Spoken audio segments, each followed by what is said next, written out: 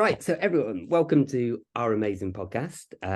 This is where each week we have a different guest, and each week we have a look at the opinions of the person on the most amazing person, most amazing object, most amazing animal, most amazing quote, most amazing book, and finally, we find out what the person's most amazing thing ever is. This week, we've got Katie Chalmers, who's a mum to two boys, and is the partner of a farmer called Peter, who she adores and is her rock. Katie has worked in recruiting for the last 25 years and now is the managing director of a recruiting agency. She also owns her own swimming pool and is the manager of it, which I'm sure we might hear a little bit about later, but it's the Castledyke swimming pool. And on top of all of that, Katie is a content creator on her social media channels, which have quite a few followers. If I checked recently, it's on TikTok you've got 136,000, and on Facebook 17,000.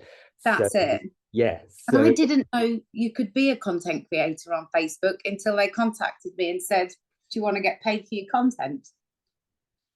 Perfect. To which I replied, "Absolutely, I want to get paid for my content. You can pay me any day, baby." And then it turned out that you had to live in America to get payment. But I am still a content creator, and I'm sure that they will fix that at some point. At some point. Oh, yeah. And he's like, "No, I'd rather Mark Zuckerberg have the money." Yes. It's like, "No, Mark, and the worst, you keep it. I don't want it." That's it.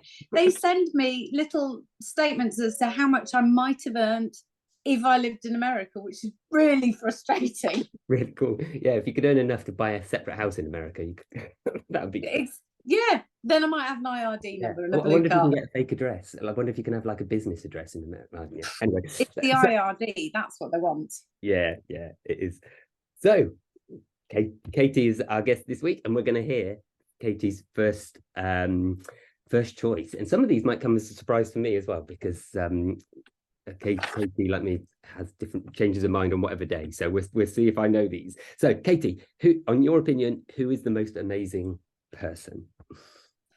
Right, yes. All of these change on a day-to-day basis, but today I'm going to run with, because I am clean out of the Tony Robbins event, I am going to go with Tony Robbins, the most amazing person. He has gone from being so poor, from a background where his family was so poor that they weren't able to afford Thanksgiving dinner, to just being shy of a billionaire. And it's all self-taught, and it's all by complete immersion in his entire world. He has just added value and added value and added value to people's lives. And as a consequence, it's paid off. Wow. Well, it's certainly paid off for him, and it's paid off for me, because I think his content is amazing. Yeah, because I saw online that you'd gone to his conference, and this was quite recently in last couple of weeks. So that's it. So I've just stepped out of Birmingham's NEC, of which the security was insane. You could tell when Tony was actually in the building, because they had sniffer dogs for explosives.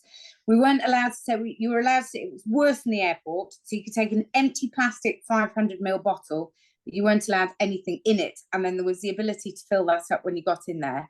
But their sniffer dog sniffed out, I'll show you because I've got one, a highlighter pen in my handbag, and I had to hand it over because it's got a fluid content. Wow, that's nuts. I was like, you can keep that because it doesn't even work. It's probably been in my handbag for about a year. Well, but yeah, so you couldn't take him or you. Sorry, who's it to protect? Is it to protect him, Tony, or you, or both, or all of you? No, because as soon as he was no longer on site, the security was still there, but it was a whole lot more lax. Wow. For example, so the dog went home. When Tony wasn't on site, there was no explosives dog walking around the crowds. When Tony was on site, and it was like being at the airport where they scan you with the beeping machine, and then there was a man going through your handbag. You were allowed to take a bag with you with a bit of food, and so as a woman I could take my handbag with my wallet in, but nothing bigger than an A4 piece of paper. I mean, they were insanely strict. We lost our umbrella, that was taken off us. We could collect it again at the end, but the security was for him. And whilst we were there, a lady was carted out by two great big bouncers. She was a young lady in her 20s, and then there was another 6 behind, and she tried to kind of pile on the stage to touch Tony. But everybody else was really well behaved, and we were all there for the best intentions. Sounds like that could be a new content thing for him. Touch Tony. Yeah. Touch Tony. Yeah. And that's an OnlyFans content creation. Imagine being that famous where you've got to have so much security. I'm not sure I'd want that level of fame, but anyway, what do you think makes, like, he's come from like nothing, but what do you think makes him so amazing? Like I've heard about the energy that he brings to his shows. I've never been, but like it's nuts. It's very American. Yes, and initially that really put me off because he is just like a ginormous man with massive teeth and a thick American way about him. But actually, he enables, if you listen to what he's saying, he teaches you to add value to your life through stories and psychology and social science, and he throws it all into little stories where you think, God, I can just see how that will work, or how that has worked, or the power of that situation. And then you start to be able to relate to your life. So anybody that adds value to somebody else's life is able to capitalize on that, basically. And he started off just as a psychologist that said that he could fix anybody, and if you wanted to stop smoking, he'd stop you from smoking, but his ways of doing it weren't necessarily the ways that traditional psychologists would do it. So, and he tells the story of making this man chain smoke to the point where he went, "You can't make me smoke anymore." And he went, "Oh, okay." I think we've hit the nail on the head there. So it's using the human brain. Yeah, I love the human brain. So it all came from, he was a psychologist who was helping people give up smoking, and it all just grew really from there. Yeah, so well, I think there's more to his story. So he got a reputation at school about being the solutions boy because he was really heavily into stories and books and learning, and his aspiration was not to be like his father that couldn't put food on the table, but he didn't know how he was going to take it, and he started binge reading self-help books. And then was the kid at school that if you had a problem, go to Tony. And then he took it to the next level and did a psychology course, but then was ready to fix people and sat in Denny's one evening. And we don't know what Denny's is over here, but basically it's a 24-hour restaurant that sells burgers at $3. So you've got a picture of what Denny's is, saying, "My name's Tony and I'm doing a psychology course and I can fix you and tell me all your problems." And he's, over the years, he's got more and more streamlined. He works with all the world leaders, and his therapies are immersive. So the event was a 4-day event, and day one started at 10 o'clock in the morning and we ran through till midnight. And he did not stop. There was no lunch break. There was no break times. If you needed a wee, you were basically listening and thinking, okay, at what point do I sneak off because I'm going to miss this content because I need the toilet? But he just didn't stop. Constantly stories, content, and it's all immersion.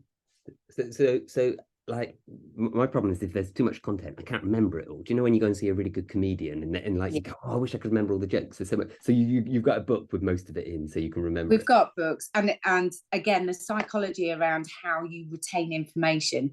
It wasn't like sitting in a classroom. Every 10 minutes we were up and we were dancing and we were moving around and we were making lots of noise, and all of these are triggers, emotional triggers in your brain, which enable you to keep state and retain information, which is psychology in itself, because you don't get that at class, do you? No, but imagine if you used it in class, like how much the kids would learn. What a phenomenal amount. Your teacher, blimey, would you want to move out of his year to the next one? It's like, well, you'd be able to just do all of your GCSEs and like, let's choose French. Let's go all out in French for 3 months. Yeah. And do all your art lessons in French and all your everything and just be immersive in French. You would be GCSE French in 3 to 6 months, wouldn't you? Yeah. I remember once, it was like, I can't remember where I read the quote, but it was like, before you teach anyone anything, teach them how to learn quickly. And I was like, that makes so much sense. And I'd imagine if you had Tony Robbins, that would be the way it would be. Just immerse into it, just focus on everything and nothing else. for a while. I wonder how that would change the education system if you had like just a term of complete French when you were talking only in French for a whole term. And would you be, and then the next term you only did maths and yeah. Well, he I wonder how says, different it would, because you like, it's like going into a country, you can pick up the language, can't you? Because you immerse yourself into it. and there's a need. And he said that the reason that we learn things is because there's a need and we can see why we are going to use it. And then we can relate that A to B in the learning. But if you can't relate A to B, then you'll never get there. That makes sense. Yeah. Yes. Yeah. And but also you're not going to learn something if you don't think that you're ever going to need it, and it doesn't mean anything to you. You've got no emotional attachment to knowing it. So yeah, he is phenomenal. That's all I can say. Really. So obviously we can't get everything you got out of your day, but what was the one lesson you took from Tony Robbins on over those 4 days? What was the biggest lesson that you think would be most valuable? The human needs, there's 6 basic human needs. Certainty, and this, I found this mind-blowing because I can relate this to my, the need for certainty, so that the floor's not going to give way, and that when I switch the light on, the light's going to come on. So we need that certainty, but we also like uncertainty and variety. So I might go to my favorite restaurant, but because I know I like it and the staff are wonderful, but when I get there, instead of ordering the steak, I might have mushroom tagliatelle or whatever it might be. So you've got that need for variety. The other things that people look for in their life are significance. If you think about all your major achievements, how many of those were driven by the need to be and feel significant? And there's ways of being significant. So you could be the man in the town that builds the tallest building, or you could be the man in the town that tears down the tallest building to make yours appear taller. And it is how we get significance and are able to use that at its core. Love and connection. Everybody, and he said across all cultures, their number one is love and connection, the need to feel loved. And you can get that through significance or variety or uncertainty. The ability to grow, the lack of growth can lead to depression, the fact that you're not continuing to move on as a human being in any way. But growth doesn't need to be massive, it can be minor. And then moving, contribution. It's amazing to have it just down to these 6 things. Contribution, being able to give a little bit of ourselves to a community, gives us the most amazing sense of of significance, of certainty, the ability to help, of love. When you start putting all of these together, it's like a network, and it is a matter of just looking at which one or 2 are your main drivers, and how have you reorganized those 6? Would they better serve you? Yeah. Imagine if we could put those into school and just work out what each person's thing is, how different the world would be, or not just work in, not just school, but work as well, in the right work environment. If you go, right, what's your motivation? What do you feel connects you to here? And what's the certainty you like, and what's the things that you want to adapt and change? It is fascinating, and then you can apply it to your life. And start looking at why you've made decisions and how better to make decisions. So if I add value to my partner, we're not married, but if I continue to add value to his life, then I get the certainty that he's going to come back to me, even though we're not married, which is an uncertainty. And in fact, we can get variety as a couple by going out and having amazing holidays. We don't need to seek out other partners. So you can see how all of them are intertwined, but that also makes me the most significant female in his life, because I'm adding all these other bits to him, to us, which works in my favor. So just by giving, you can't help but get, even if you're not doing it to get, you can't help but. Wasn't there a scene in Friends one day where Phoebe said that it wasn't possible to do a nice deed without getting something nice back in return? I'm sure there was. Oh, do you know what? Is that, yeah, that sounds like a challenge. Is there anything that you can do that's just you don't get anything in return? That's 100% selfless. Yeah. I don't know. I wonder if you donate an organ, but you might be. But you'd still get the good vibes that you've done it before you die, couldn't you? Yeah. Oh yeah. Well, if you donated an organ and you died as a consequence, then that wouldn't perhaps have the same happy feeling. But if you were, you knew you were saving someone's life, so you would have still gotten that benefit before you died, I'd imagine. Yeah. Yeah, that's getting quite deep, quite quick, but very deep, very quick. Yeah, but it's a good point. It's a good point, isn't it? Like you can't do things without actually getting something from it, whether that's your intention or not. No, exactly. But one of the other things, and a far more light-hearted thing, now we've done security and the primal needs of human beings, and so I did some fire walking, which was absolutely amazing and scary, and I've no idea how it's even possible. Can somebody explain the psychology of how you can walk on coals at 480 degrees without getting in any way damaged? I know. I think the key is not stopping as well, isn't it? don't not stop. stopping. As long as you keep moving. But that's also a few rules for life as well, though, isn't it? Like you're saying, as long as you're moving forward, we feel okay. And I suppose walking on the fire has got that metaphor as well. You stop. It's not nice. Well, this was the random thing. So we were told, when you start walking, keep going, look up, don't look down. And then there was a mantra you say out loud to the sky: cool moss, cool moss, cool moss. Okay. So, but we did lots of exercises that I wouldn't recommend just jumping on a hot coals. We did lots of exercises around it. We did it backwards, we did it in slow motion. We scrambled our brain and its expectation of what was going to happen when we got on there. So when I trod on the hot coals, my brain sent a signal to my head that said, oh, this feels a bit like cotton wool. So I promptly looked down to confirm the fact that I was actually standing on a hot coals. Yeah. And that, of course, I wasn't supposed to look down. I was only supposed to look up. So I broke all the instructions, but it still didn't hurt.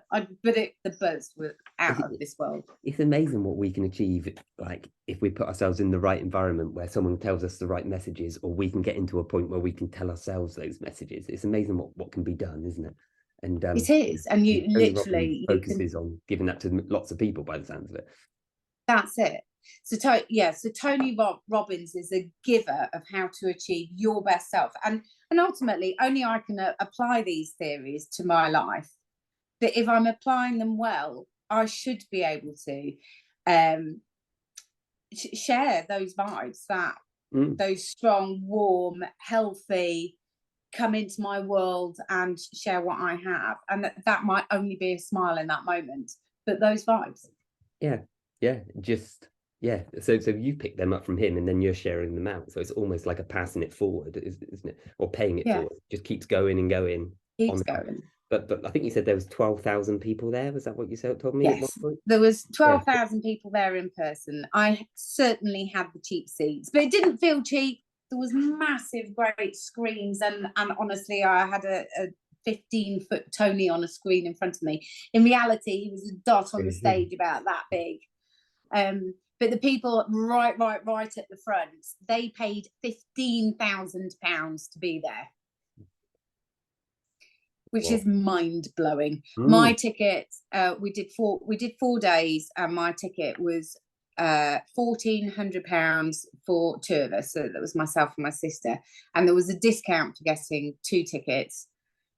Wow. And at the time that I booked them, I was hoping that she'd go, "Oh, that's a great idea. Let me give you the money for that." But she actually said, "Oh no, I can't afford to go." So then I said, "Well, when you become a millionaire because of this course, please will you pay me back?" So that whole pay it forward thing again. Yeah, well, it's like the pay it forward in the movie is about going off. One person does things to 5 people, but like it's like in this one, it's like one person does something for 12,000, and if each one of those does for 5 people, look at that, how that multiplies really, really quickly.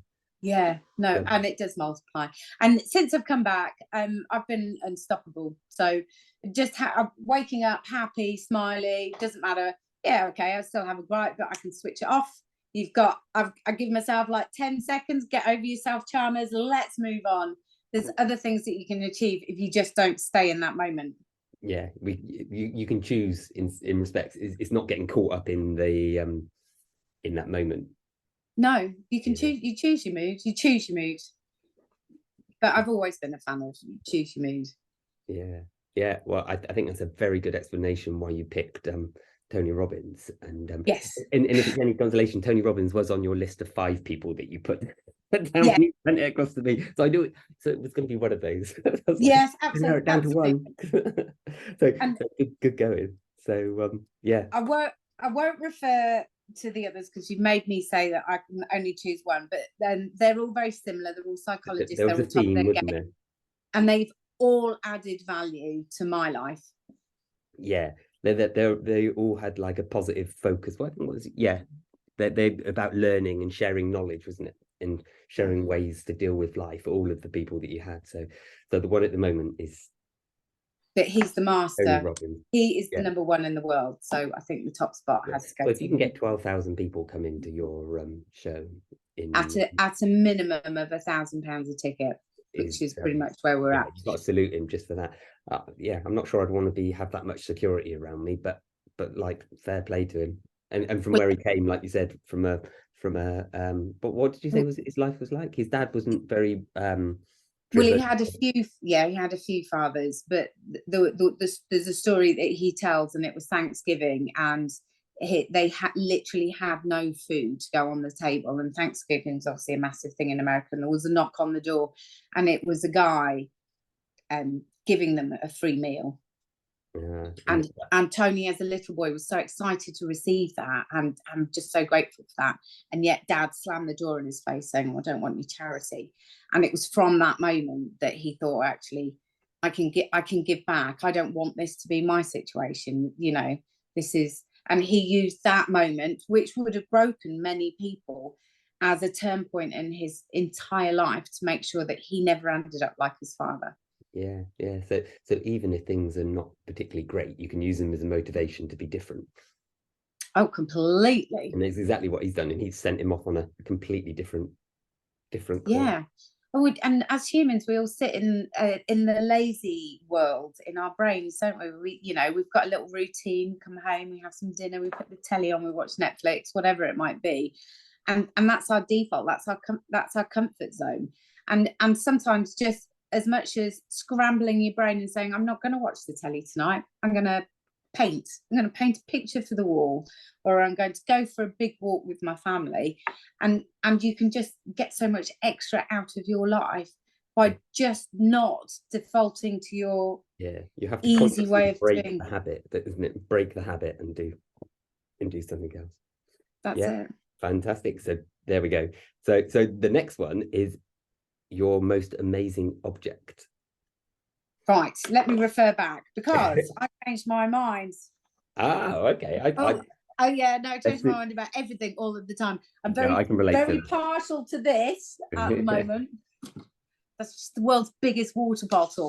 But it isn't an amazing object. It's just very happy to my life at the moment. Right. And I now need to find it on these pieces of paper. Right. Oh, right. Yeah. So now, here we go. So we'll put this one back. Yeah. And we'll head into this one. That is the same as what I've got written down. So yes, it is. No, and I did have a think about that, and I was like, "You're clever, Chalmers." Yeah. This is my mobile phone. This is my mobile phone, and it has to be the most clever piece of technology. I can literally do my job from anywhere in the world on one device. I can use it for my TikTok, for my recruitment business. I can use it for my swimming pool business.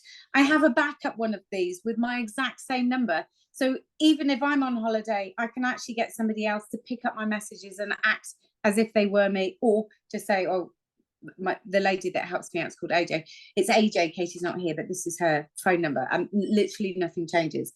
This particular device has got over 13,000 photos and videos.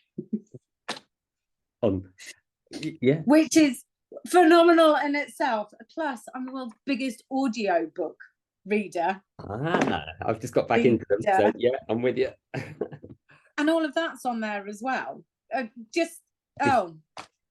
Mark, my dirty little secret.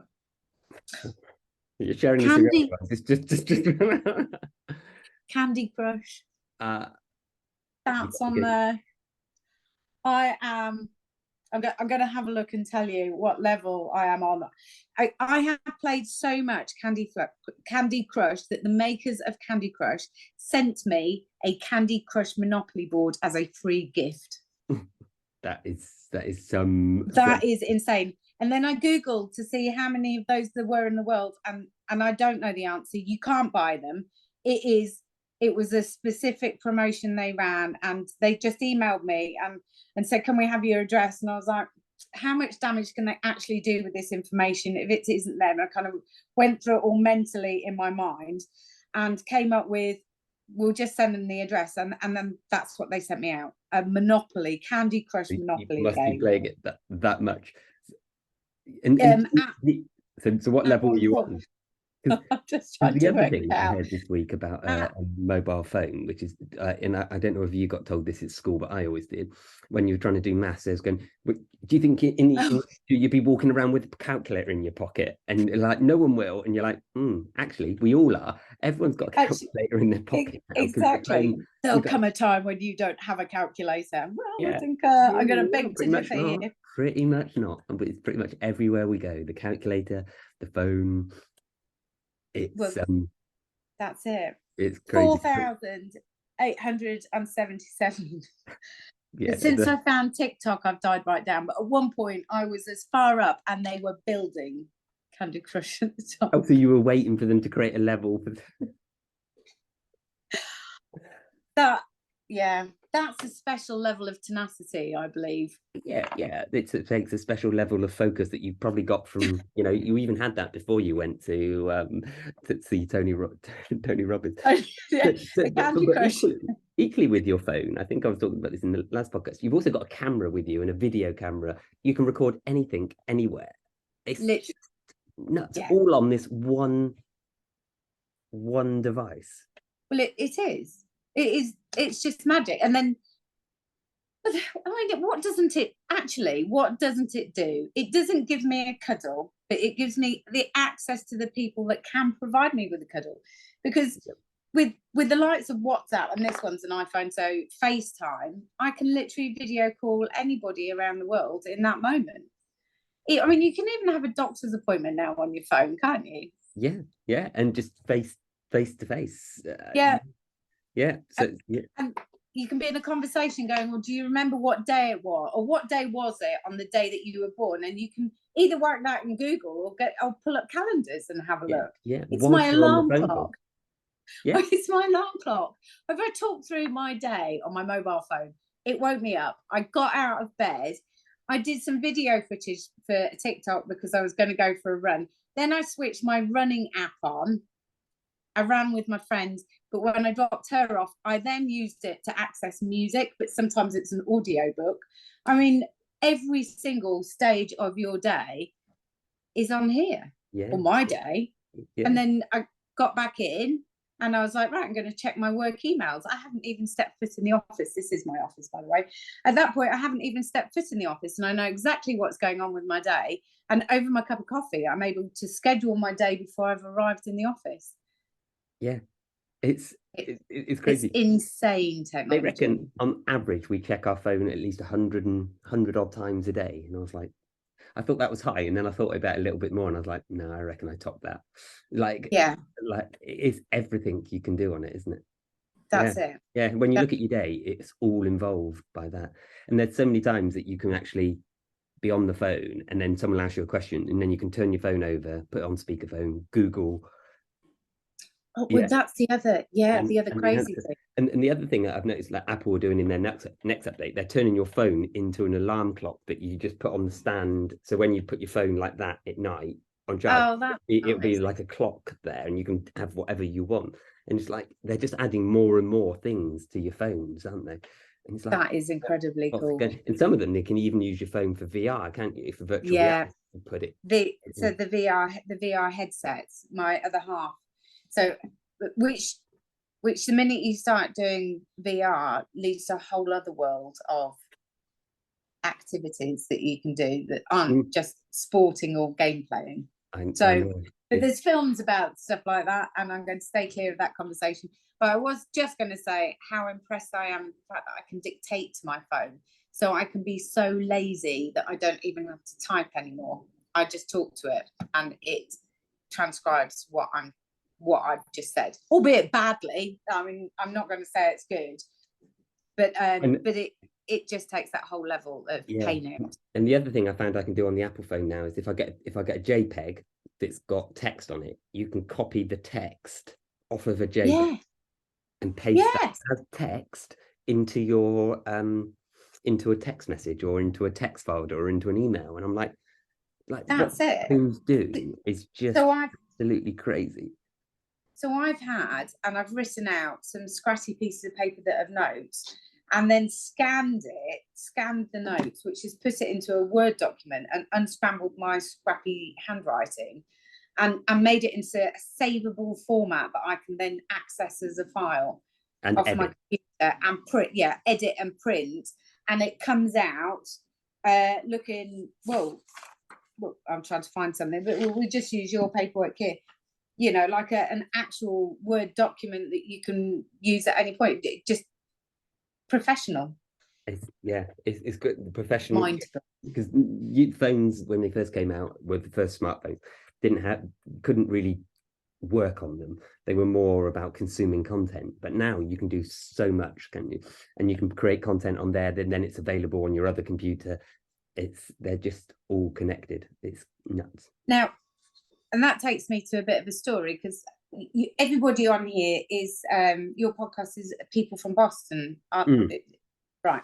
So I picked up a hitchhiker, a crying gentleman at the side of the road who had been dropped by a gang, and he didn't speak any English, and he didn't even know how to get into Boston. And I picked him up in my car and I drove him to McDonald's and I bought him some lunch. And said, "Where's your passport? Where are you staying?" And he goes, "Oh, I don't understand." So at that point, I picked up my phone in McDonald's, talking to a complete stranger that was lost, to say, "Have you tried the police station?" And just Google translated everything. And we had a full conversation as to how he was able to pick up his life and find out where he was in a foreign country. And that is mind-blowing. And this device is just in our pocket. Well, literally just in your pocket, and you can just talk to anyone from around the world in any situation. And then you've got the little camera that can then check. Because I was in a park in Moscow, and I wanted. They gave me the menu, and I was like, I've got no idea what it is. But you get your phone out, you put your camera over it, and you put which language you want, and it just translates it into English. So you're then looking through your phone at this menu that's in Russian. But on my phone, it's in English, and I could then know what I wanted to order. That's amazing, Mark. Yeah, that's on Google Translate as well. And it's like, so it's like your situation, but it's all these things with that one device. It's nuts. Because I have sat in a restaurant in a foreign country, unable to understand the menu, and just I'll have that one and wait to see what arrives. Yeah. Thankfully, it came in sandwich format, so I was hoping it wasn't anything too grim. But I literally had no idea what was going to show up on that particular day. That was a little while. That was, days before the mobile phone. So I do think, as the best device, the most amazing objects, you will struggle to beat this bad boy as the answer. What else do you need in life? Especially with the amount of things it can do, the variety of things that one object does is pretty crazy, isn't it? Like it is that we've listed now, and I'm sure we've not even got to. Well, we haven't, because I was just thinking the magic of, if I go for a run, and I know you shouldn't, I don't want any grief for it, but I wedge it in my bra. But then I also have money on it because it's an Apple phone, so there's Apple Pay. And my other half, and I don't, but he has banking on his. He's 24-hour access to all his banks. Yeah. So there's that. Well, Yeah, it's almost, if you can find an app for it as well. Yeah, there's just so much that can be done through that one device. And to be honest, I hadn't really stopped to think about it other than the camera. It's just the fact that you've got a video camera with you at all times is crazy. But yeah, when you list all those other things, yeah, you don't. Well, now you've just opened a can of worms here, because children's entertainment. I can take little Joe, who's 3, to any situation, and if he's tetchy and fidgety, just say, "Oh, what game do you want to play, Pipsqueak?" and hand the phone over.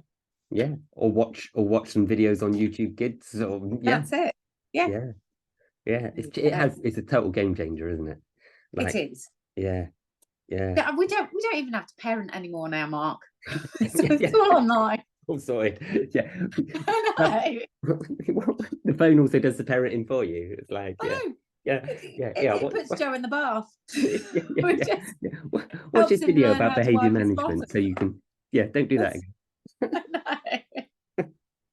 Yeah, well, but it ought to. That'll be its next thing. It will be. Yeah. Oh, and it's turning into monitoring your health as well now, isn't it? Like it can, along with the watch, it links to the watch. Yeah, it's what. Oh, the watch.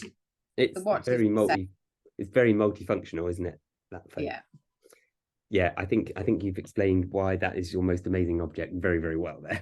Thank you. Pure amount of different stuff it can do. So this then takes us on to the next question, which is, in your opinion, what is the most amazing animal? Right. Well, if I can bring him here. No, he's not coming. He's not coming. No, he's not coming. To me, I'm a cat girl. From that, I'm guessing it's not the pufferfish. No. Written down no. Although I do, yeah. So I have to recommend Barry the pufferfish on both. I think he's on YouTube, but I watch him on TikTok because he is the most beautiful fish. Have you had based on what you wrote down, I thought I'd better have a look who Barry the pufferfish is. He's got the most ginormous crunchy teeth. It's amazing. It's not Barry the pufferfish. But by the noise you're making, I'm guessing it's an animal that may well walk, not swim. Well, yes, I've got a little pussycat on the floor here, and we've got 3, and I am very much a cat person, not a dog person, and that can be a game changer for some people. That culls me from some people's lives because they're dog people. But ultimately, you have to earn the love of the cat, and dogs would just love everybody. Yeah. And there's nothing wrong with that if that's your thing. But one of my cats moved out. He had enough. Pete's eldest daughter's in her 30s, and she got herself a puppy and kept bringing him in the house. And my oldest cat, who's now 14, this was about 4 years ago, literally got up and moved out. And a week later, we had to fetch him from up in the stables on the yards because he was done with the house. Somebody else was feeding him. He'd moved on. We'd made his home uncomfy. So we had to readdress the whole cat-dog balance in the house and end the dog to get your cat back. And yeah, we had to literally pick him up and baby him and bring him back to the house because he was like, I'm done with you humans. For dogs. But well, they've domesticated us, haven't they? It's not difference, isn't it? Yeah, it's not a two-way street. It's all on their terms. If they don't like you, they move on. Yeah. I find with the cat that's in the house where I live, it's like it's fine. I'm stroking it, loving it. Then it's had enough, and it'll just claw you and go bite as much as they don't want that anymore. Stop. That's it. It's done with that moment. Yeah. The other thing I find amazing about cats is that you can train dogs, but cats train you. I found is that so the cat was scratching the furniture, so we put the cat outside. Now, when the cat wants to go outside, it scratches the furniture. So, but a dog, if a dog scratched the furniture and you put it outside, it would know not to scratch the furniture anymore. And it went, the owner doesn't like that, I won't do it. Whereas a cat goes, aha, when I scratch the furniture, they put me outside. That's exactly it. But also, I think that there are hidden advantages to a cat. So if I was to be stuck on an island, and I'm going to obviously bring my mobile phone and my cat, because my cat will catch fresh meat that we can share, whereas a dog will eat rancid kind of rotten meat. Yeah. Cunning. And as long as I'm treating it well and giving it the perfect amount of cuddles and space, and that there is a line, it will be a good companion on its terms. Yeah. Yeah, and I saw a meme online of whether it's okay to stroke a cat or not. Like your percent, like head's good, back's good, belly no, I'm gonna bite you. And there's just certain spaces where like no's fine. Yeah, they very much make it very clear of what their needs, what they'll accept. Yeah, I think cats are brilliant at making it clear of what their needs are. I feel like I could learn that from a cat. It's just like they get their needs met really well. Yes, well, there's a lot of psychology in a cat, and if you actually listen and feel to what it's telling you, that sounds really wanky, but if you do, then you can actually learn that, because as humans, if we get another human that's too interactive and too loving towards us, we back off. And I think that there's a lot of cat psychology mirrored in human psychology. Yeah, that's like a whole other level of deep. Yeah, I find with the cat that the communication starts at the tail, and if you don't watch the tail, it then comes up to the mouth, and the mouth bite. But like if the tail starts wagging, I leave the cat alone. Leave him alone. Yeah, that's it. There's a really interesting book that I've just looked over my shoulder because it's on my bookshelf there. It's called Feline Philosophy, and it just talks about it, and it's a social psychology book by John Gray, and it talks about what we can learn from cats and implement in our life from them. And cats are just very good at just getting their needs met. No, I completely agree. You said about training cats. I did have one cat that during lockdown, obviously we all had a bit more time, and I bought her some buttons. Her name was Jess, and she'd press a button and I had different words programmed on the button, and let's face it, you couldn't do this with a Labrador, but one said dinner, one said snacks, one said cuddles, and depending on what button that she wanted, and she didn't get it wrong, was what she was after in that moment. But she didn't overindulge in any of them, but she'd go and dunk her button depending on what she wanted. Oh, and I love that cat. I can honestly say, when you sat down and trained a cat like that, because there is that whole, you get in what you get out what you put in. Yeah. I've got the cat in this house trained that before I put the food bowl down, it will do a circle 3 times. 3 times. Yeah, it's an OCD cat. Yeah. Well, I did make it do it 3 times before I put the bowl down, and but like now, I did it for a while during lockdown again, but I haven't done it recently. But now, if I'm too slow putting the bowl down, normally I just put the bowl down for the cat, but if I'm too slow, the cat will turn in a circle, as much to say, come on. How cute. Yeah. But like, I don't make the cat do it anymore. But if I'm slow, he hasn't forgotten. Yeah. No, you definitely couldn't do that with the Labrador, because they'd be donking the button, donk all day. You'd have to take that button away, because that would be one fat dog. Yeah, and I also think it's quite amazing how like, even though cats are so, like you said, temperamental and it's all on their terms, how we just don't judge them like we would a human. Like, I think you described cats as a 4-pound killing machine in your I have, and even though they're that, we still don't judge them, do we? We just give them. They've got standards. I wonder if we could treat humans in the same sort of, not necessarily the killing bit, but like not being so judgmental. But yeah, but judge a cat. Even if it bites you. I think that cats have got a standard, and they're very clever and clear as to saying what their standard is. So, like you've just said, you stroke it once too much, it's got zones that it likes touching and zones that it doesn't. And as a human, if we were to adopt some of that and say, don't like the way you just spoke to me, or don't want you to touch my shoulder, without living in your head and thinking, well, shouldn't I say it, but actually say what we think, then we'd learn a lot. And I should think that your feline psychology book would say pretty similar stuff. Yeah, but we're attracted to people with standards, whether that be on a girlfriend boyfriend emotional level, or whether it just be on a friendship level. Yeah, that's a fair bit. We look for people that have similar or higher standards than ourselves, certainly if we want to grow. Yeah, and then set boundaries. Yeah, boundary setting, perhaps something that humans aren't very good at, because we want to keep people happy, and more so, even if it's at our own cost, where a cat won't care about keeping you happy at its own cost. It's like what's right these are my boundaries and you're crossing them, so I'm going to buy them. That's exactly it. They're £4 killing machines that like a cuddle on their terms. £4 killing machines that like a cuddle. I think that's got to be the line of the... Come here. No. See, he's not having it. Any other day, he'd be on my knee now, and he actually likes to sit behind my work chair. Yeah. It's not going to come on performance. Yeah. No. Maybe before the end, it may just grant us an appearance. He's staring out the window. What is the cat? Is it a tabby cat, black cat, white cat, in between cat? An Abyssinian cat. I've got no idea. He's posh pussy. So it is. He's called a blue Abyssinian, and traditionally they're red in colour, but we couldn't get a red one. But he's very little, very loving, absolutely adores my eldest son. Duckling #1's favourite, and he takes him to bed every night. But they go out, and because we're on a farm, they get fresh mice, they top up their dinner, they cruise around, it's their place. They love it. Yeah.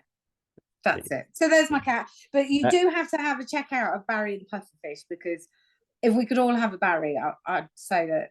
But Barry came in a very close second. Well, yeah. But he's not my pufferfish, and I don't know if I want to keep the water clean and all the other bits. Yeah, so he's on Instagram, is he? Barry the pufferfish. Is it Instagram he's on, or TikTok?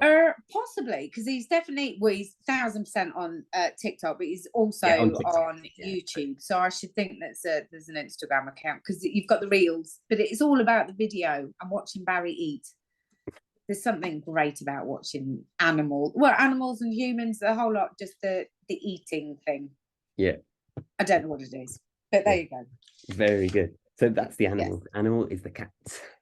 Now, so before we move on to the quote, we're going to have a quick break where we're going to have a look at the website for this week for the most amazing quote, the most amazing story, most amazing poll, and finally the most amazing fact. And then we'll be straight back.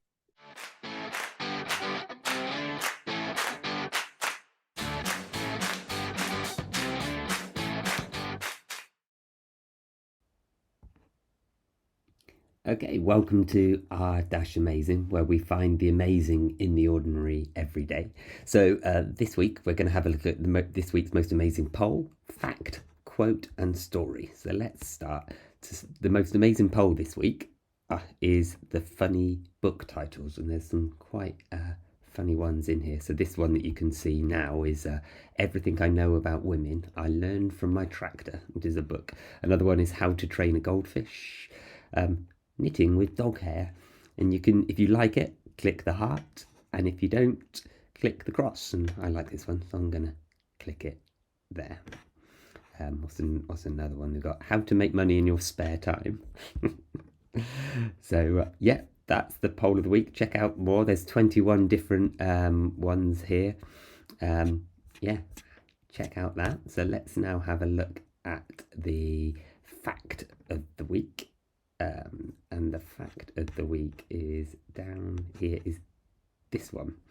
In 1950s, a cement truck crashed near Wiganona, I don't know if I'd say it, Wiganona, Oklahoma. The mixer was too heavy to move, so the locals just chose to paint it to look like an abandoned space capsule.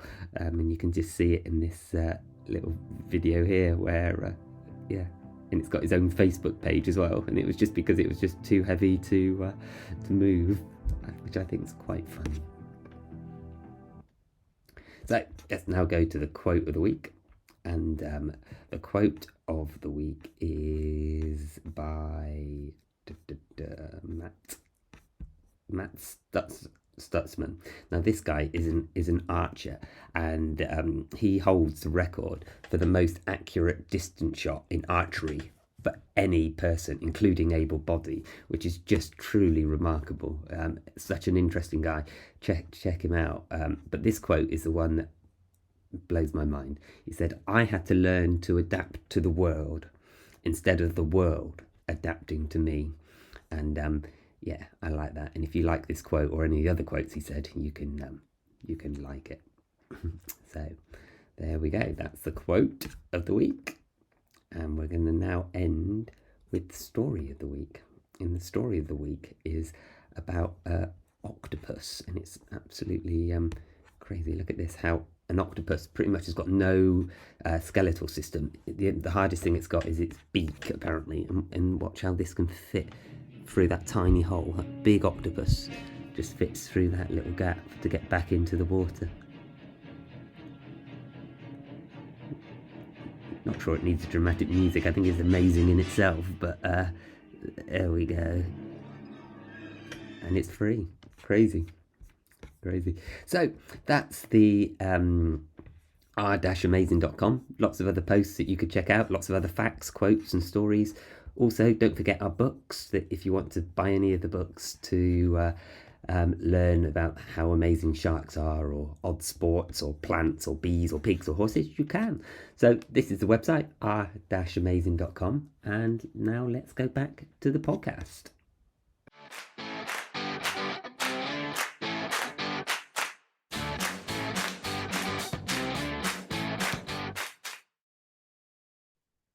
Super. And we're back. Hello. Welcome back. So I was going to interrupt you here, Mark. Okay, carry on, interrupt. Right, so you made me write out some quotes, which I've written out. I've sent them over to you, but I'm going to veto all those quotes. That's fine. We'll just ad-lib it again. Okay, cool. And actually, I did some digging around before we came on this morning, and I've written one on my board over here. And I think that this is a really, really great one. Okay, do you want to tell me now, or do you want to tell me in the podcast? Or are we in the podcast now? Oh, no. Oh, well, are we not in the podcast? I wasn't sure whether we were, but we are. Okay, so there you go. You've got to see the snap line. Yeah, go on then, carry on. So what's your most amazing quote? The only thing that's stopping you from getting what you want is the story that you keep telling yourself. Ooh, okay, and who's that by? Do you know who the quote is, or is it Tony Robbins? Tony Robbins quote, yeah, absolutely. Totally a Tony Robbins quote. But it is so true, because we tell ourselves these little stories of I can't, and I've done it myself, and I'm not a big girl, but women we live in our heads about us, like, oh, I can't go for a run today, I'm too fat, or I can't fit in that dress, I'm too fat, or I can't do that email because I've never done it before and it's going to be hard, and you live the stories that you tell yourself. Yeah, I can't make that recipe because I've never done it before, or if I do that I'll upset them. But actually they're just stories. Yeah. So say the quote again, and I'll see if I can remember. The quote is, the only thing that's stopping you from getting what you want are the stories you tell yourself. Yeah. So change the story. Yeah. So if you don't like the story in your head, you can change the story. Change it. Yeah. I can get that job. Yeah. Yeah. And I am going to apply for that job. I can get that job. Why would I not get that job? Have they not met me yet? I'm fabulous. I'm not too young. I'm not too old. I'm just right. I'm perfect. Yeah. Do you know what? Tell yourself a different story. Yeah. And sometimes people can change that story for you as well, isn't it? Like, I was in a pub at the end of my university, and it's a great name for a pub. Do you know, you get like the Mason's Arms or whatever. This pub was called the Up in Arms, which I thought was a great name for a pub. Like that. Yeah. Anyway, and I was in there and I got talking to this person at the bar, and they said, when you apply for a job, apply for the biggest and best job you can get, because most people talk themselves out of it in their head and don't apply. So you'll be surprised at how few people apply for these amazing jobs, for these amazing design agencies. And I was like, that seems to make sense. I was like, bugger it, definitely going to do that. So I just applied for the biggest agencies and biggest jobs that I could do, and I didn't get the top ones, but I got probably the next rung down. I did get pretty high up, but it's only because of this one person changed that story in my head. The story in your head.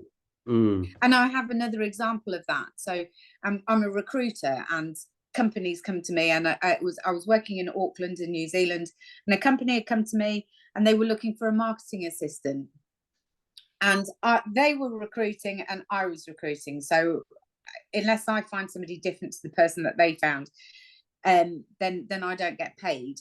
But when push came to shove, I had a young lady on the phone, we call her Monica, I can't remember her name, and I said, "Oh, they're recruiting directly. Have you applied for them?" And she said, "I saw their job advert and I didn't think I was good enough." And I said, "Let me tell you, not only are you good enough, you're going to get the job."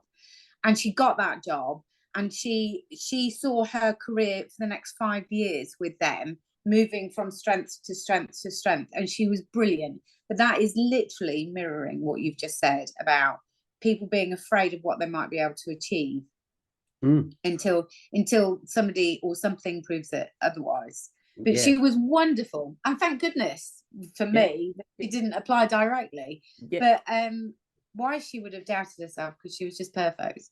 Yeah, and it's a bit like the Tony Robbins thing, isn't it? If someone can tell you something that can just change your perspective. Yeah, because I read a quote that's similar, but it's like, we don't live the situation, we live our perspective. We live in our perspective, and if someone can change our perspective, everything changes. And for your client in New Zealand. No, completely. So I think that's a really good one. So you will believe the narrative that you tell yourself. So it's really important that what you tell yourself is not nonsense. Or tell yourself nonsense, and it may well go crazy. Like if you say that you can't, there's a Henry Ford one, like I know this isn't taken, but like, if you believe you can or you believe you can't, you're both right. And this, but yours is, you can control it, can't you? Your quote is saying that you can control the story. And I think you had an example about getting up for a run a couple of days ago when it was raining. You changed the story there. Was that what you were saying before when we were talking before this started? Well, before we started, yes. So I've set myself up with a little challenge. So I'm going to do 15 runs in the next month. But I got up this morning and it was tipping it down. But we live in England. It's going to tip it down. So if I miss the opportunity to run today, I could miss the opportunity to meet my challenge at the end of the month if I'm waiting for the weather. So why would I wait for the weather? Why not just crack on with it now and see how many more runs on top of the 15 that I can do? But for so many people, it will be open the front door. Oh, it's tipping it down. Well, I can't run today. Well, why can't you run today? Like, your trainers are on, your clothes are in gear, your app's running. Just get out there. Yeah, you're going to get wet, but we live in England. Yeah, and you're going to generally sweat on a run as well, aren't you? So you're going to get wet in a different way. So, well, do you know what? And it was a lovely run, and we had a run with a friend, and we had a real giggle all the way around, putting the worlds to rights. And there was no reason, and we were laughing even harder because it was raining, and there was drops of rain running off your nose and off your chin, and we were drenched through. But it was more fun that way. Yeah. Sometimes I think your quote talks about we can talk ourselves out of doing stuff sometimes when really we shouldn't. Because you could have talked yourself out of the run, but it turns out it was a very enjoyable run because you went for it anyway. That's it. And you can do that with anything in life. I can't go today because I haven't got enough petrol or I haven't got enough time. Well, you have got more time. Just write things down, streamline your experiences and reprioritize. There's 1,000 reasons for you not to do them. They're all excuses. If you want to do something, you can do it. I think that I've heard this said before. Yeah, if you really want something, you're going to do it, and if you don't, well, it's like you said, it's about a priority, isn't it? So if I was to choose and this is not one of your amazings, but if I was to choose a personal mantra, it would be, I can do anything that I want to do. And that want is key in my brain, because I actually believe I could do anything, but I don't want to. So it is literally, it's a matter of prioritizing what is most important to me in that moment. Yes. That's the key, isn't it? Because if you don't want to do it, you haven't got the motivation's not going to be there to get the goal, is it?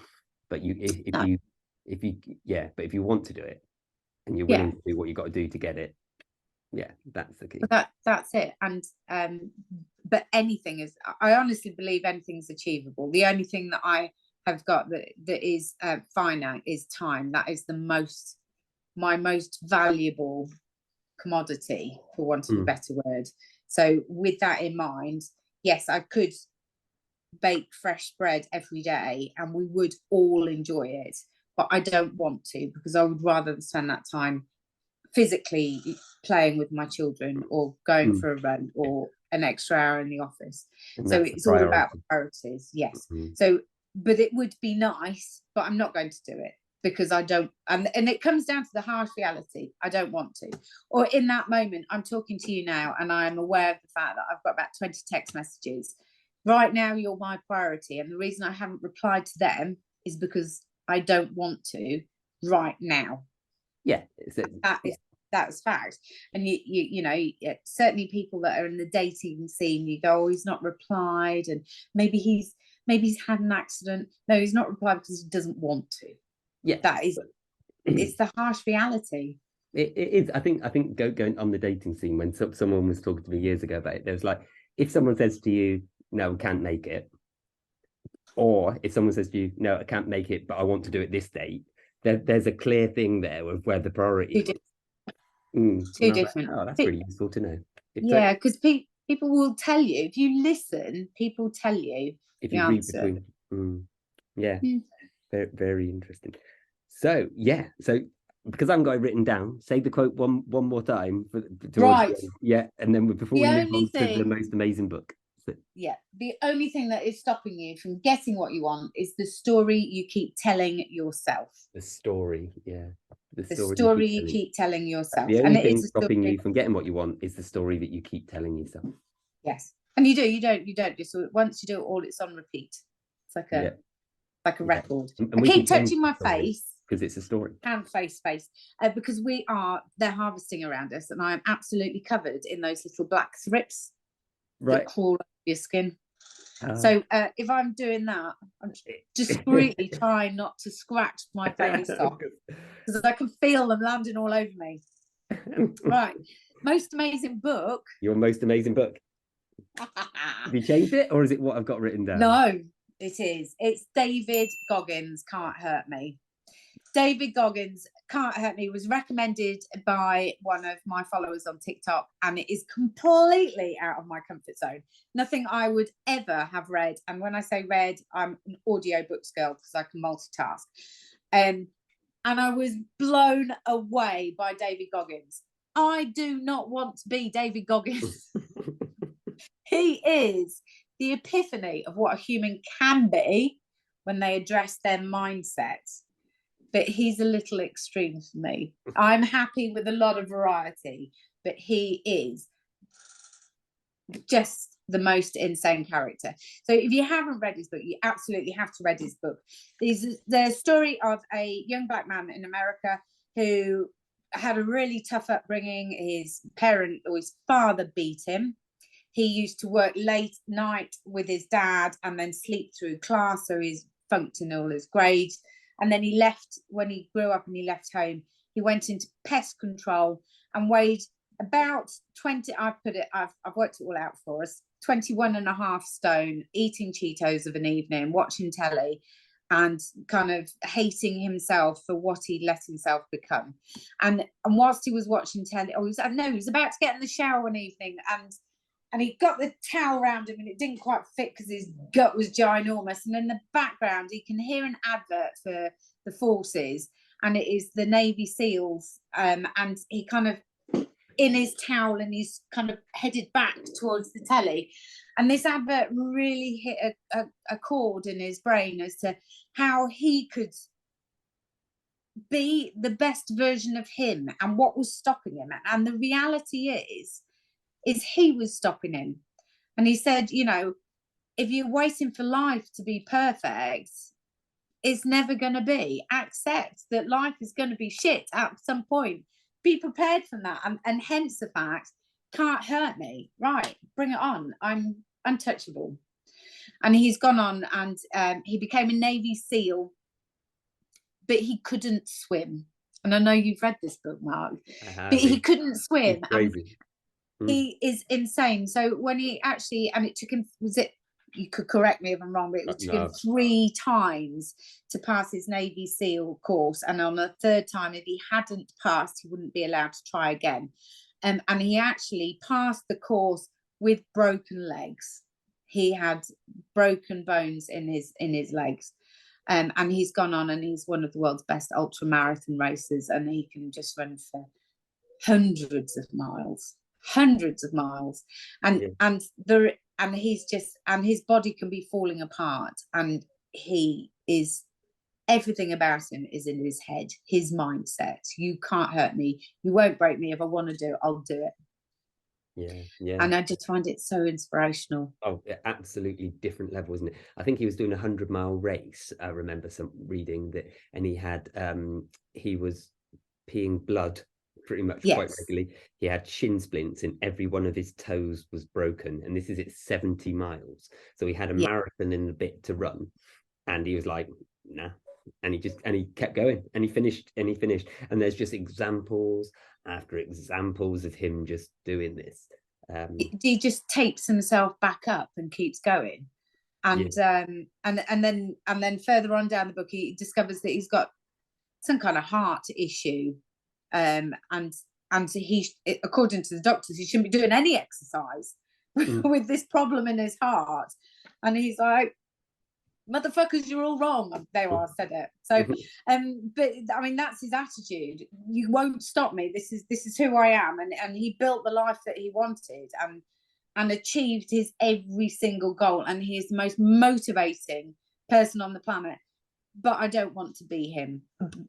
But to see him up there achieving stuff where other people say it was too hard, he is just amazing to look at as an extreme version of what the human brain can achieve. Yeah, if you just don't mentally give up. He always used to say something about the 40% rule, which was, this is in another book, where he said, when you feel like you want to give up, you're only 40%. Yes, you're only at 40%. You're only at 40%. It's your brain tricking you. And there's studies in hope and stuff that sort of talk about this, where what you can do if you just don't listen to that story, going back to your previous quote, and you just keep going and keep going and believe in yourself, and that you can achieve anything that you want to achieve.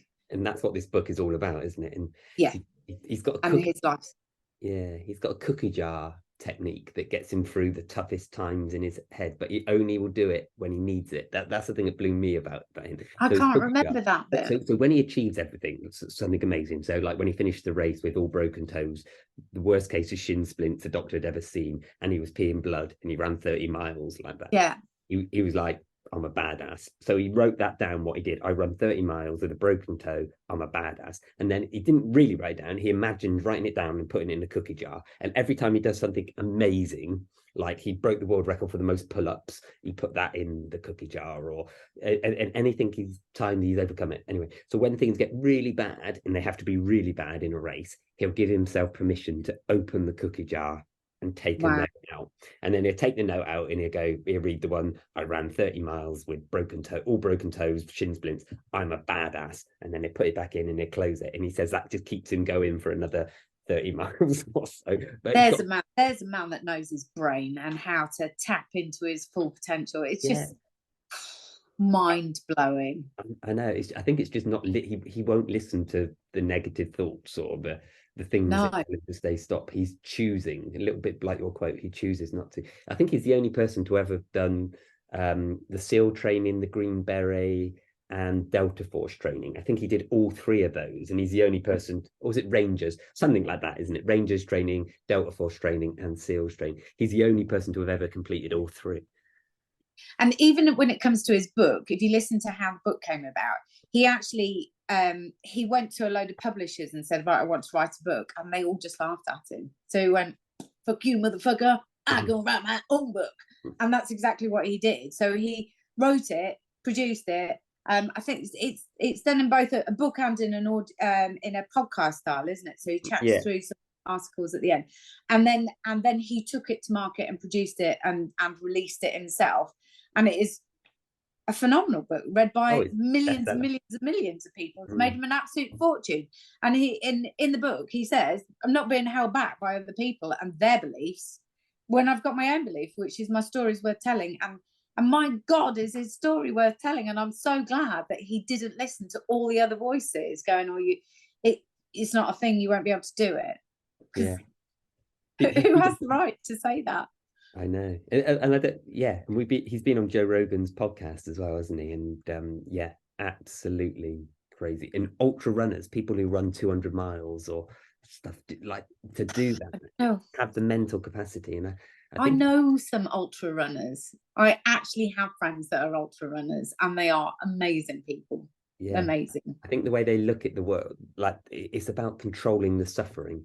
It's fascinating. I'm fascinated, a bit like you, absolutely fascinated, but wouldn't want to do it. No. So one of my best friends is called Becky, and she's an ultra runner, and she lives in Christchurch in New Zealand. So she runs up and down mountains for 24-hour races. But the first time that she ever did it, she wasn't really sure where she was going. It was the middle of the night. It was pitch black, and you're supposed to try and get in some kind of nano snooze, 7 minutes, 10 minutes, that's just enough to reset your brain. And at that point she hadn't, and she took a wrong turn, and 12 other people followed her and then had the audacity to tell her off for adding an extra 20 miles to their run because she got it wrong. She learned 2 really valuable lessons that day: is never follow anybody else, and follow, stick to your own path, because they screwed up by following her. They should have done their own map reading, and she was at front. And the other was not to hit hallucination stage. Have that snooze, and it is not a waste of time, and it is just enough to keep going. So if you're ever thinking about it, Mark, that's my one of my best friends' personal advice. That's a good tip. Don't hit the hallucination stage. I don't think I'm going to ever achieve that on my 4.5 mile run around the block. Well, yeah, but yeah, but you never know. Who knows?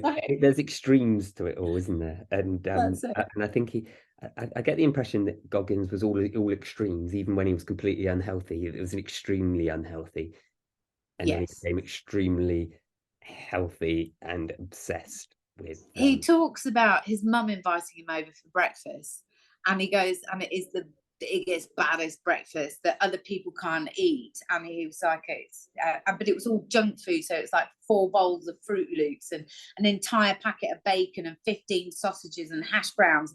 And he describes this breakfast that is more calories than I consume on a day, and a day that I'd run, and he goes, but he goes, I was in such a low state that food and sugar and the calorie consumption was my drug of choice, for want of a better word. But in that moment when he realized he had to lose the weight, he had to lose, I think it was 106 pounds in 3 months to even apply to be a Navy SEAL. That was the amount of weight that he had to do. So he had to completely adjust his entire lifestyle. But as you said, the food was a way that he punished himself for being, in his words, the lowest of the low and a shit individual, and not recognizing his own potential and bringing it out in himself, which he hated him for. Nobody, if people want to do that and live their life that way, that's completely up to them. But he hated himself for that.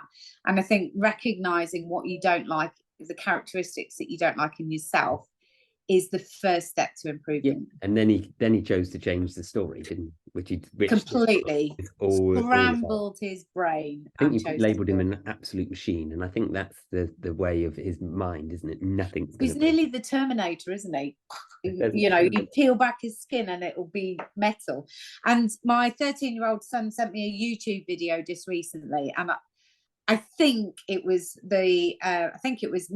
the video was called NASA Lands on Venus, but it might have been another planet. My planets aren't a strong point.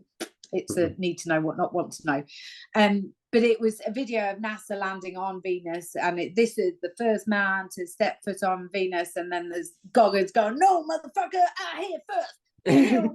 Where you been?" and they've superimposed Goggins jogging past all the spaceships on this, and it was just brilliant, because if you see any of his material, he would be there first, and he would have run, and he wouldn't have needed the multi-billion pound machine to get there, because man over matter, man. Yeah, he sums it up very well. It's in the book's called You Can't Hurt Me, isn't it? Can't Hurt Me, David Goggins. Absolutely phenomenal read. And it doesn't matter where you are in your life and whether you're trying to fix something, or you want entertaining, or you just want to learn about how other people behave. And it's nothing really about the military, because that doesn't float my boat. Stories of the military doesn't float my boat. It is him and his, just everything about him. His mental fortitude, really, isn't it? Yeah. Yeah, he's Yeah. brilliant. Love him to bits. Absolutely. So that's your most amazing book. So now brings us on to your final one, which is your opinion of the most amazing thing ever. And I'm going to take a guess that you haven't changed this one. I haven't, right. No. So I love my life, and I am very Katie centric, so I'm not going to change this.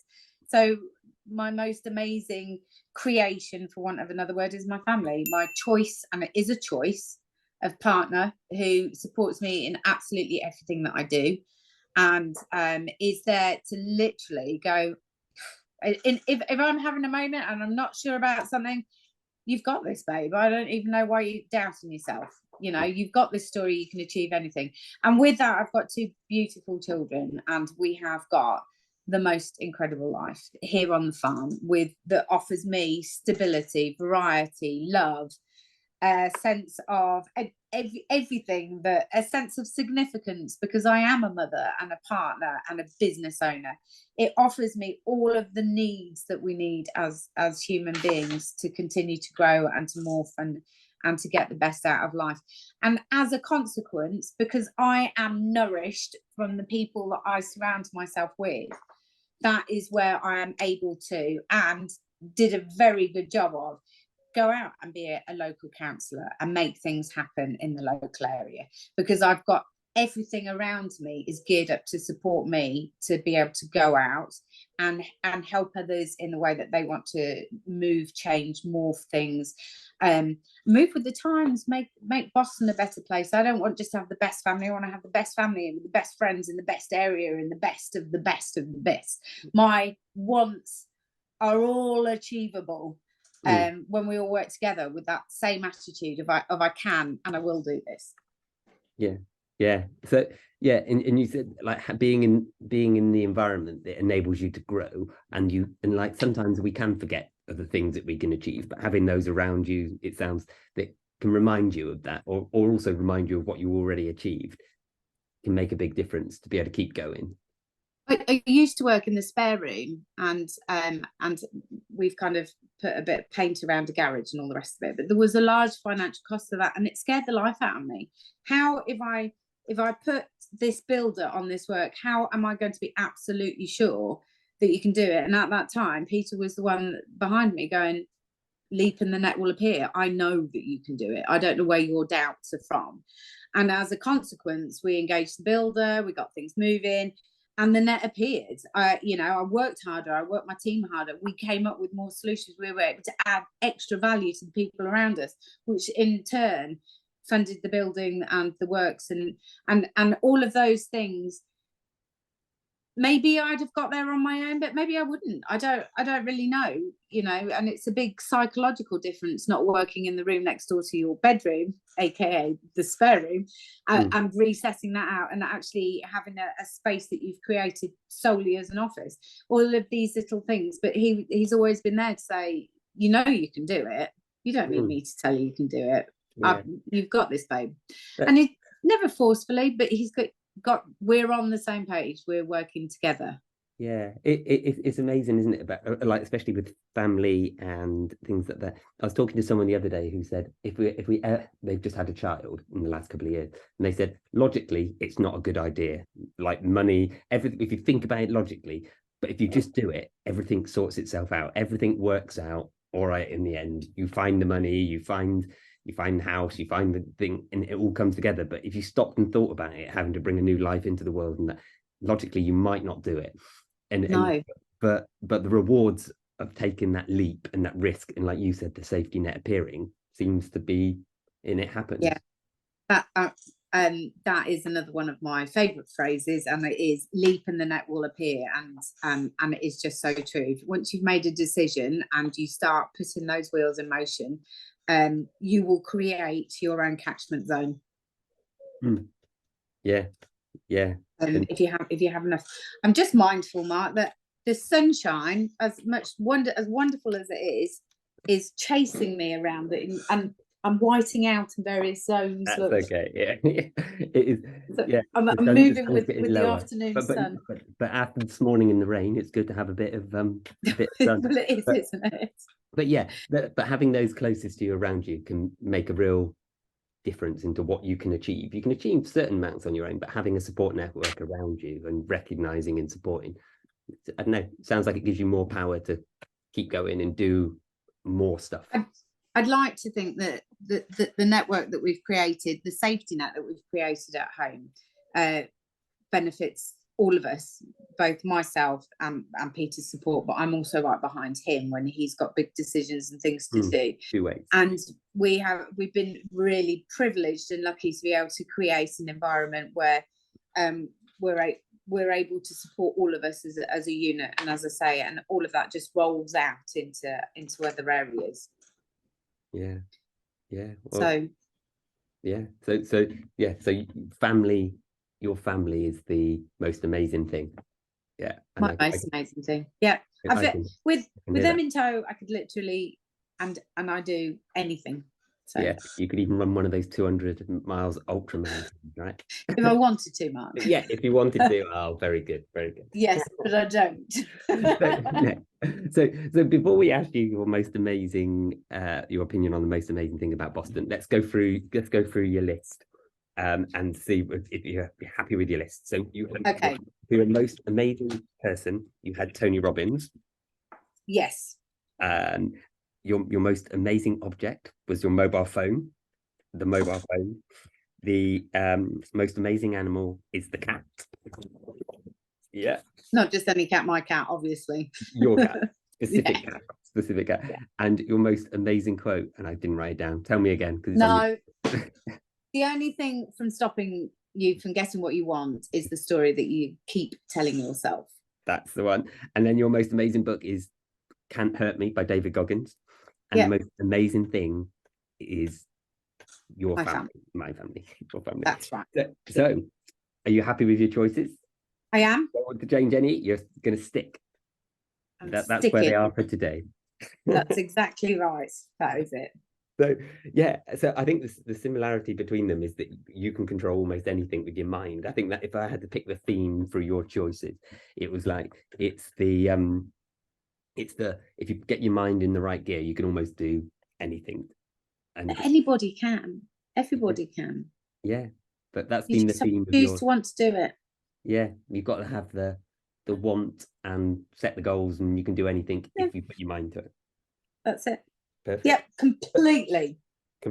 So that's the theme. So now your opinion on the most amazing thing about Boston, because this is only for people from Boston. Well, anyone can watch it in the world, but the people who are the guests are generally from Boston in the UK. So what's your opinion on the most amazing thing about Boston? I grew up in Boston, and I'm just going to add this as a little caveat. I then left Boston. I moved to Spalding. I lived in Spalding for a bit, and then I moved to Birmingham. And from Birmingham, I decided to travel the world, and I lived in Melbourne for 3 years and Auckland, New Zealand for 3 years. Yeah. And I came back to Boston. Now, I came back for a couple of reasons. One, that my mother promised to be a babysitter and she lied. But also because I love Boston. You know, I didn't come back thinking that I had friends here or that I potentially had a job here. I did, in the back of my mind, think that perhaps I had a babysitter here, but it is ultimately a choice that I made to be here. And I love Boston.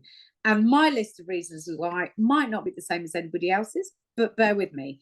There is so much to do. Like I've said, like I like to go for a run, but Boston's flat. You know, I'm not slogging up hills. I can make the most of my run. I love swimming, and we go and play in the river. But there's the blue tits going up at Anton's Gout, or going into Boston and into town. We've got the farming community, and it's a massive family of farmers that support each other and work around here. We're surrounded by industry, and it's cheap to live in Boston. It's cheap. The cost of living is cheap, and yet we're protected by things like the national minimum wage. Our money literally goes further. Cycling, horse riding, outdoor activities. We've got a hospital in Birmingham. We do struggle with some other services, but we've got so much going for it. There's so much entrepreneurship around this area. It is untrue. I mean, you only have to look at yourself and what you do and how you do it. But what about places like Bell's Gardening Centre? You know, they used to just grow plants for the supermarket, and now they're a venue. Come October, you can launch pumpkins through the air out of massive great guns and splat them into fields. They have created a business where they sell a tractor ride to me for £3. We've got a garden full of tractors I can ride for free. But when you're at Bell's in their environment, you're like, no, I'll sign up and I'll pay to ride on your tractor for £3. These guys are amazing. We are surrounded by amazing entrepreneurship. Yeah. Pilgrim Food Service, South Links Food Service, all of these, they started off as one-man bands, and they're now phenomenally sized businesses. The likes of Pots of Fun. Who on earth thought that you'd ever go to the same shop to rent fancy dresses you would paint a vase or design a tile with a 3-year-old and glaze it? I mean, who thought? But it works, and that's the whole thing, isn't it? It works. You're talking about the agricultural industry. I think I read somewhere that if Lincolnshire was its own state, it could survive because it's got so much food industry in there. We're one of the few counties in the country that would be able to be self-sufficient, apparently. Food industry in this area. I don't know how true that is, but I like the idea of it. But I think that was a very passionate and good explanation about what's going on in Boston. Boston in bloom. I mean, hats off to them this year. The town just looks phenomenal. There is loads going on at our local park, and that is actually, and it was one of the few things that I was able to tick off before I left as a councillor. But it's all the children's play area has all been ripped up and re-put in. The changing places toilets, the aesthetics of Boston, the fact that you can drive from Boston, which is completely flat, out to the Wolds, which is completely hilly and full of, well, I mean, you look at old Bolingbroke, you're 20-minute drive away from an old ruin of a castle. Then you can go out to the sea, and Skegness is everything that it promises. You know, you buy a toy in Skegness and you know that it will break before you leave the Skegness sign to re-enter the real world. But then you've also got the nicest, you know, the more, not nicer, but completely different, the RSPB sites. You've got the Pilgrim Fathers Memorial. So you've got history, culture. We've got a prison on our coast within 30, an open prison. Prisoners can leave. They can walk around the fields.